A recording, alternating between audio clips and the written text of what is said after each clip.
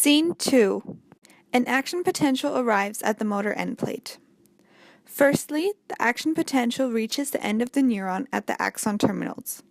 This causes the calcium channels to open so that the calcium diffuses into the axon terminal.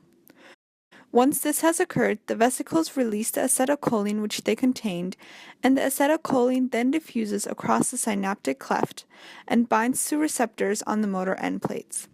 This binding opens the ion gates and causes sodium ions and potassium ions to diffuse into and out of the motor end plate. The sodium ions have a higher concentration in the synaptic cleft and therefore diffuse into the motor end plate, while the potassium ions diffuse out of the motor end plate and into the synaptic cleft.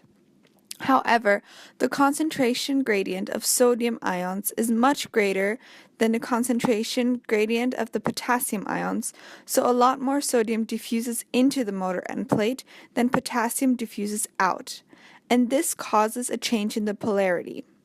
Once the threshold is reached due to the change in polarity, the action potential travels along the sarcolemma, and the acetylcholine then diffuses out of the synaptic cleft, or it could be broken down by acetylcholinesterase, so that it can be reused in the axon terminal for the next action potential.